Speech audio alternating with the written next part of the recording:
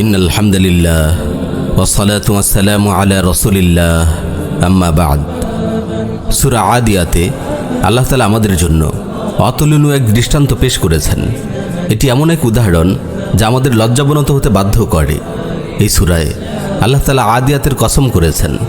আদিয়াত অর্থ ঘোড়াসমূহ, কিন্তু তিনি এখানে নিশ্চল দণ্ডায়মান ঘোড়ার কসম করেননি, বরং তিনি বলেছেন ওয়াল আদিয়াতি দবহা, ঊর্ধ্বশ্বাসে ধাবমান অশ্বরাজির শপথ। এখানে আল্লাহ তাআলা প্রচণ্ড বেগে ধাবমান ঘোড়ার কসম করলেন। ঊর্ধ্বশ্বাসে দৌড়ানোর ফলে তাদের ফুসফুসে যেন আগুন ধরে যায়। পরের আয়াতে তিনি বলেন ফালমুরিয়াতি কদহা, যারা ক্ষুরাঘাতে অগ্নিস্ফুলিঙ্গ বিচ্ছুরিত করে। দ্রুত বেগে দৌড়ানোর সময় ঘোড়ার খুরগুলো মাটির সঙ্গে ঘর্ষণের ফলে অগ্নিস্ফুলিঙ্গ বিচ্ছুরিত হয়। এক আগুন জ্বলে ঘোড়ার বুকে, আরেক আগুন জ্বলে তার পায়ে। পরের আয়াতে আল্লাহ তাআলা ইরশাদ করেন ফালমুগীরাতি সুবহা, যারা আক্রমণ চালায় প্রভাতকালে। আল্লাহ তাআলা বলছেন ঘোড়াগুলো এমন প্রচণ্ড গতিতে দৌড়ায় অন্য কোনো কারণে নয়, বরং যুদ্ধের কারণে। দিনের প্রথম প্রহরে সেগুলো শত্রু বাহিনীর উপর ঝাঁপিয়ে পড়ে। ঘোড়া জানে সে লড়াইয়ের ময়দানে যাচ্ছে, রণাঙ্গনেই সে ঊর্ধ্বশ্বাসে ছুটছে। সে জানে তীর তলোয়ার কিংবা বল্লম যে কোনো মুহূর্তে তার গায়ে বিদ্ধ হতে পারে, কিন্তু তবুও সে ভীত নয়। বীর বিক্রমে সামনে এগিয়ে যেতে তার বুক একটুও কাঁপে না। তার পিঠে আরোহীর প্রতি সে মোটেও বিরক্তি দেখায় না।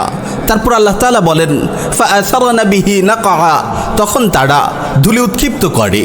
প্রবল বেগে ছোটার সময় ক্ষুরাঘাতে ধুলি উঠতে থাকে। একদিক ঊর্ধ্বশ্বাসে ছোটার কারণে তার বুকে আগুন জ্বলে, মাটির সঙ্গে খুরের ঘর্ষণে অগ্নি বিচ্ছুরিত হয়।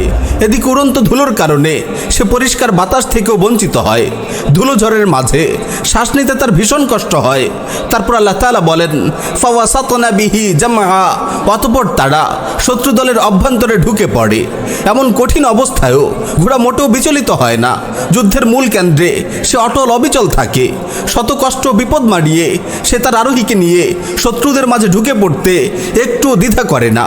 সূরা আদিয়াতের শুরুর অংশটুকু এক নজরে দেখুন। ওয়াল আদিয়াতি দবহা ফালমুরিয়াতি কদহা ফালমুগীরাতি সুবহা ফাআসারনা বিহি নাকআ ফাওয়াসাতনা বিহি জামআ। শপথ ঊর্ধ্বশ্বাসে ধাবমান অশ্বরাজির, যারা ক্ষুরাঘাতে অগ্নিস্ফুলিঙ্গ বিচ্ছুরিত করে, যারা আক্রমণ করে প্রভাতকালে এবং যারা ওই সময় ধুলি উৎক্ষিপ্ত করে, অতঃপর শত্রু দলের অভ্যন্তরে ঢুকে পড়ে।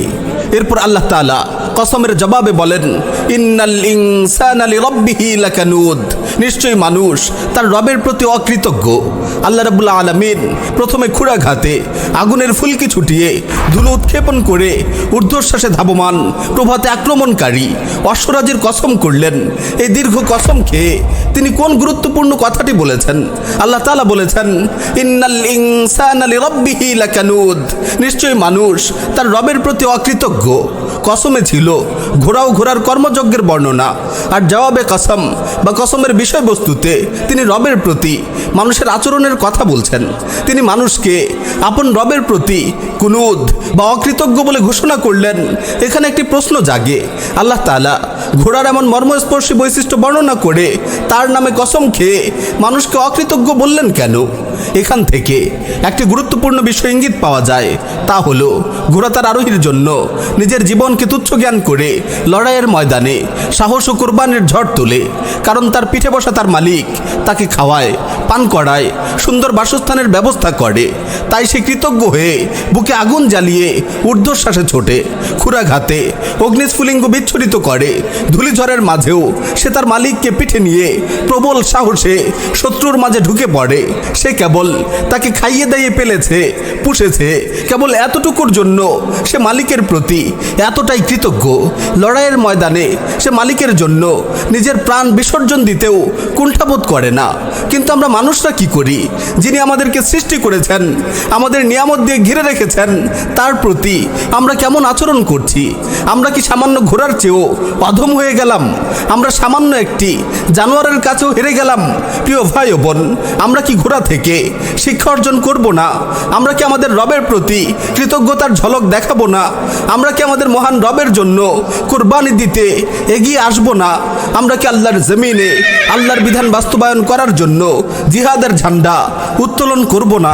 আমরা কি আল্লাহর জমিনে আল্লাহর বিধান বাস্তবায়ন করার জন্য জিহাদের ঝান্ডা উত্তোলন করব না? উত্তোলন করব না, উত্তোলন করব না, উত্তোলন করব না, উত্তোলন করব না, উত্তোলন করব না, উত্তোলন করব না।